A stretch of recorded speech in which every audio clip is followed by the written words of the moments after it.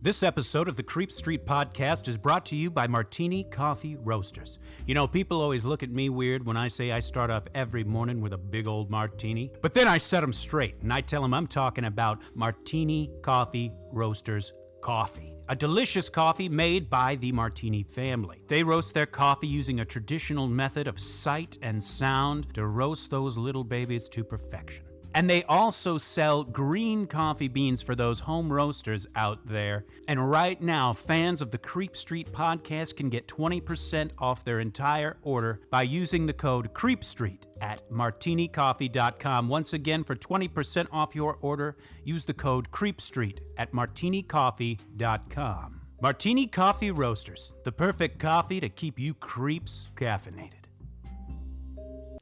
You've taken a wrong turn down Creep Street.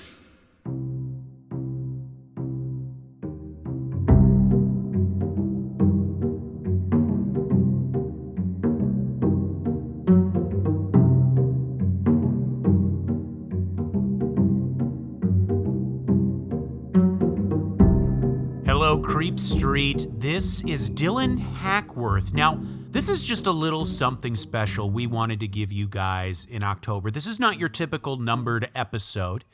When we were building our Halloween schedule this year, we knew we wanted to do something that was kind of like a love letter to Chicago, a town that is known for many things, and one of which is its hauntings, is its many supposed hauntings around the city. I had a great opportunity to sit down and chat with Adam Selzer. Adam Selzer is the founder of Mysterious Chicago. He is an author, a historian, a tour guide, and a very awesome guy who was very generous with his time to sit down with me and do a quick chat about the various haunted places in Chicago and how he came to be in the position he is in as sort of an author and tour guide to many of these locations. Let me read to you his bio, actually, from the Mysterious Chicago website. Author and historian Adam Selzer has spent over a decade running hundreds of tours per year for companies such as Chicago Hauntings, Shoreline Sightseeing, and Weird Chicago. Early in his career, he began fact-checking the stories commonly told on such tours and found that they were a mess. With painstaking research, he rebuilt the stories he was telling from the ground up, spending hours poring through reels of microfilm, piles of paper from the legal archives, and drawers full of long-forgotten photos and documents. This gave him material to make his tour different from any others, and now he runs tours privately for a variety of companies, including his own Mysterious Chicago. With years of practice, his tours are the most entertaining in town, often showcasing the humor that he used in his acclaimed novels for Random House and Simon & Schuster, including Just Kill Me, Play Me Backwards, and the cult favorite, I Kissed a Zombie and I Liked It.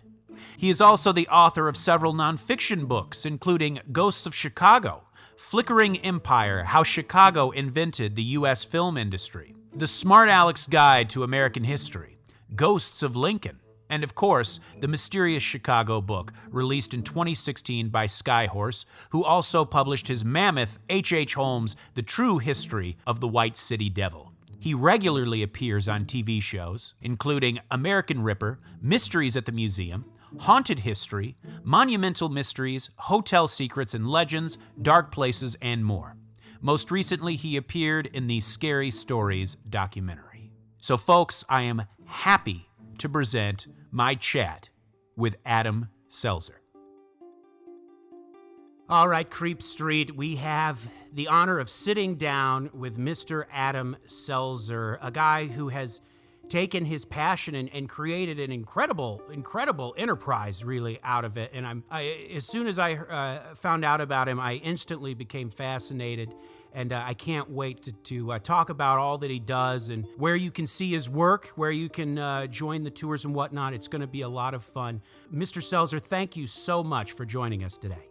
Oh, my pleasure. So before we even get into the paranormal, looking over your stuff, it's clear you have I would say a love for Chicago. You have a tender spot for Chicago. Are you a native of Chicago or what's your history with the city?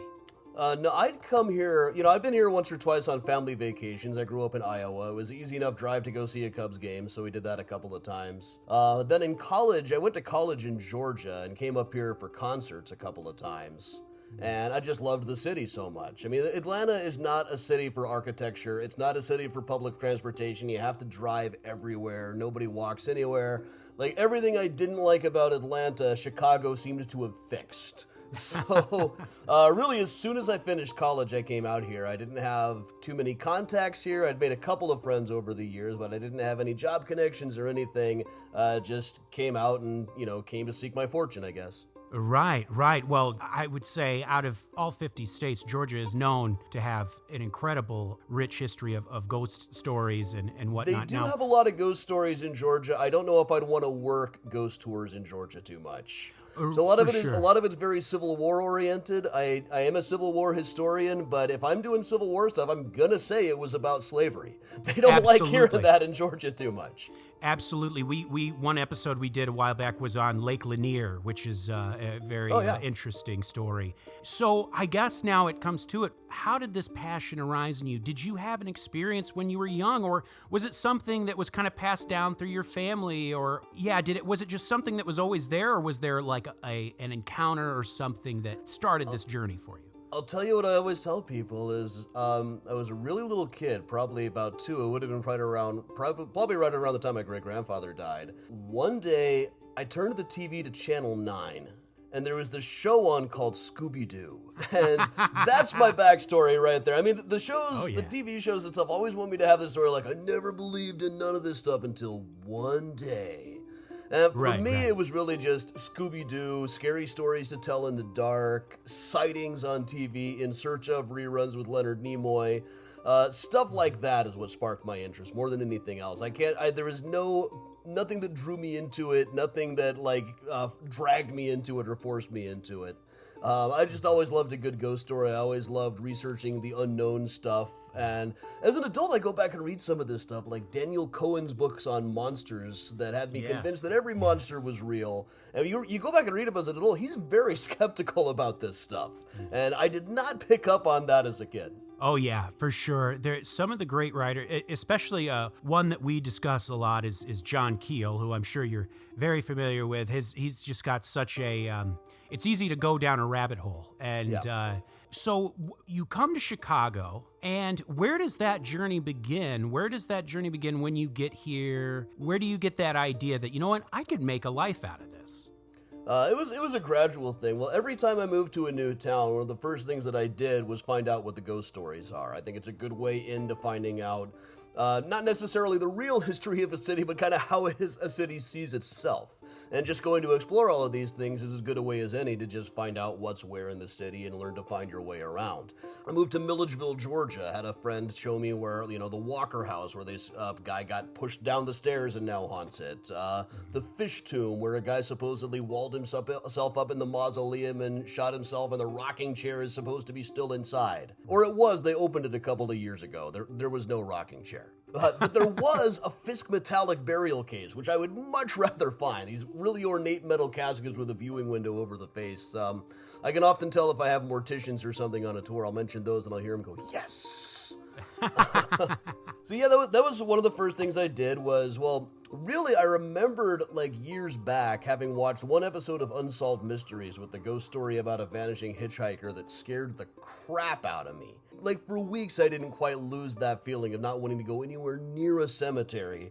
And when I was asking somebody the Chicago ghost stories, I recognized immediately Resurrection Mary. That was the episode. But Resurrection Cemetery was a long way on the other side of town out in the suburbs from me, so I was probably pretty safe. And I wasn't driving anyway at the time, so no danger of picking up a vanishing hitchhiker. Speaking of cemeteries, I'm looking at your schedule, and man, is it stacked. As of recording, you've got the Chicago River Architecture Boat Cruise coming up. Yep. You're going to, on October 1st, you've got Rose Hill Cemetery, October 7th, Graceland Cemetery. There are so many places that are deemed haunted. What draws you to specific places, like a Graceland or a Rose Hill? What to you? Most of the cemetery tours I do, I'm not really talking about ghosts very much. If it comes up, it comes up, but it's much more of a historical thing there. As far as when I'm putting a ghost tour together, honestly, the number one thing is, can I get a group there? More than anything else. And I love it if it's not something associated with being intoxicated. Like, taverns are always supposed to be haunted, and often you talk to a few people there and you figure out why they think it's haunted. It's because everybody's drunk all the time. That's which is the nature of the business. So I love it if I can find firsthand stories of people actually saying that they've seen a ghost. Even some of the more famous places in the city, the more famously haunted places, I never find a firsthand account. Like the alley where John Dillinger was shot. That's been a staple of ghost tours for years. I have never met anyone who actually said that they saw a ghost there, especially not somebody who saw a ghost there while sober. Yes, that is very true. Now, one place I've heard many ghost stories about, and I know you've talked about in the past, is the Congress Hotel. Yeah, now, I've told people before, if the Congress Hotel isn't haunted, no place is haunted. I mean, I have heard noises that shouldn't have been there. I've heard the piano play itself on 2 non-consecutive occasions. It's never like a whole sonata, it's just like a random note, but it's more than a piano ought to be able to play itself. The trouble is, once that place became a famous haunted spot, and when I first looked into it, there were just like vague things like somebody had written like Al Capone used to own it and now he haunts it. He never owned it. There's no reason to think he would be haunting it.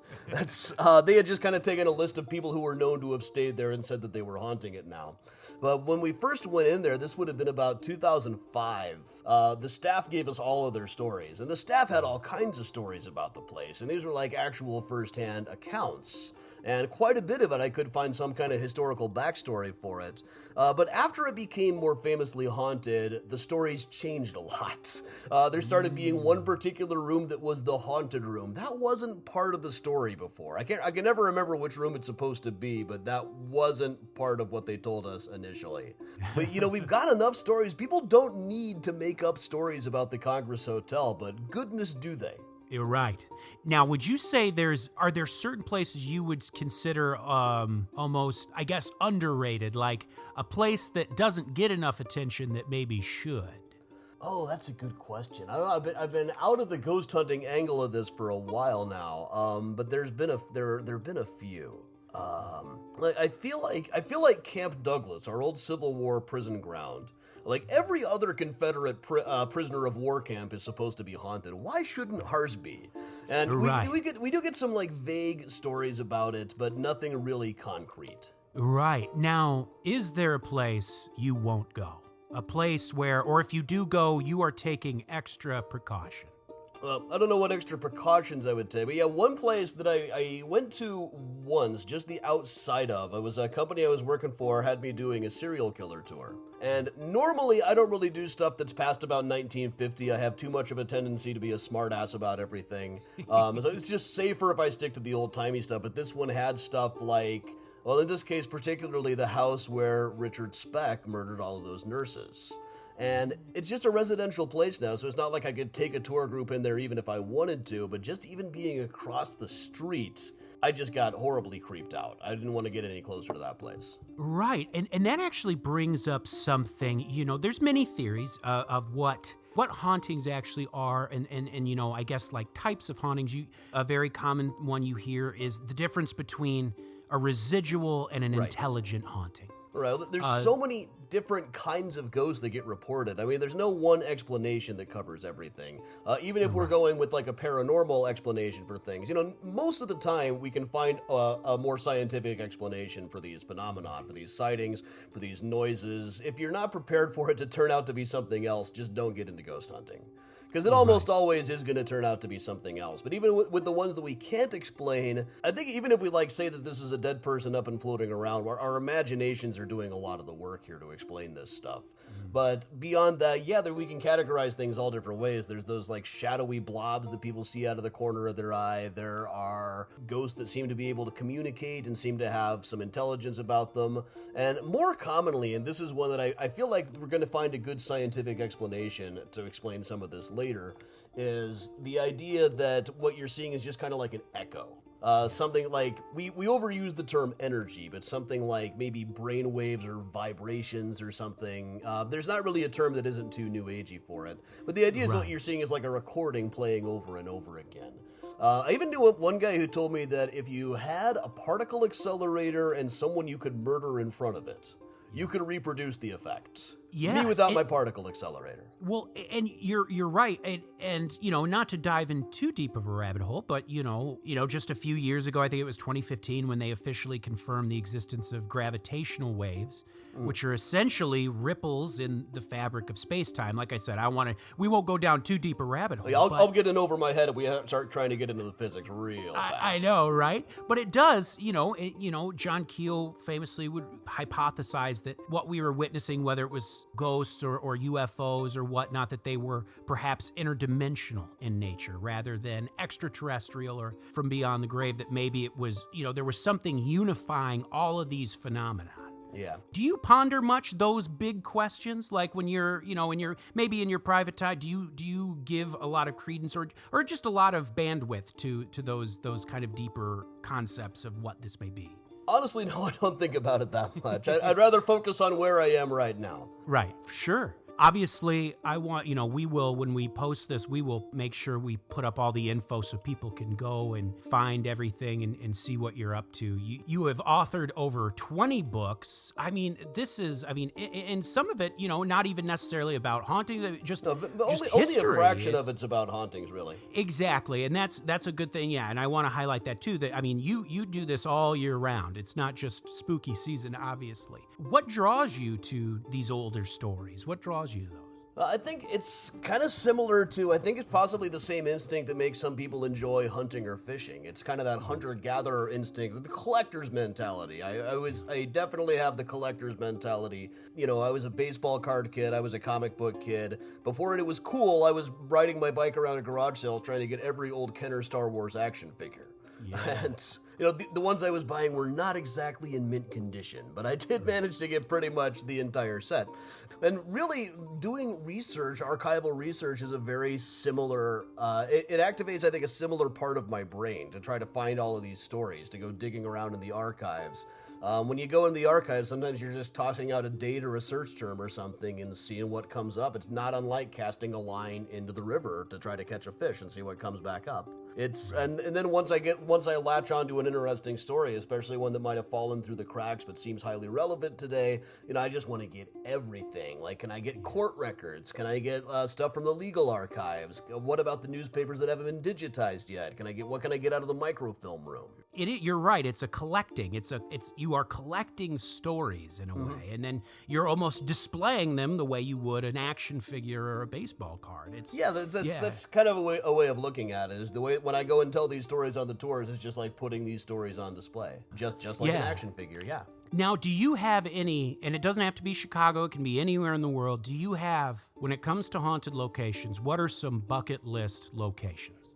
Oh, some bucket list locations. I remember in the 90s there was a show called Castle Ghosts of Scotland and one of Castle Ghosts of Ireland. Like, every castle on that list had some particularly scary ghost in it. Like, well, one of them was one that appeared in mirrors. I ain't seeing that. I think to this day if I go to the bathroom in the middle of the night, I ain't looking in the mirror. Right. And even in my house that is notably not haunted, at least as far as I know. But people live in these places for years and years and see something like twice. So maybe I just haven't seen anything here yet. But yeah, those old haunted castles in Scotland, I would like to see those. And not even for the haunting stuff, just all the old graveyards in Edinburgh. You're absolutely right. The British Isles are just kind of packed with just incredible lore, and a lot of it that kind of ties to the U.S. too. Something we've noticed in our studies is that a lot of these stories kind of unite us in a way, and in a lot of ways, the things that scare us are really what unites us. Sure. All around the world. We've always said a lot of famous legends were essentially created to keep kids behaving. Essentially, it was just to scare kids and keep them in line. Yeah.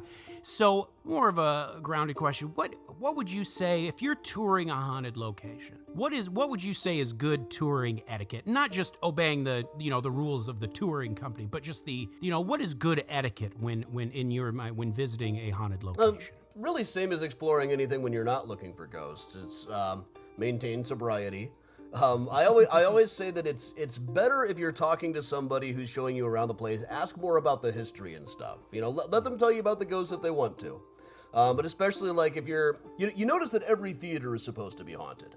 Yes, And yes. Part of the reason for that is that if you ask a theater person to tell you a ghost story, they're gonna do it. And whether they've actually seen anything of that nature or not. But yeah, just be on your best behavior is a kind of common sense, really. I would say, and be careful. A lot of these places, I'm a lot more scared of like falling through a rusty floor or scraping something that'll give me gangrene than I am of anything else. Asbestos is always a problem too. Now, Adam, to kind of put a bow on this, where can people find you? Where's the best place to find what you do and whatnot?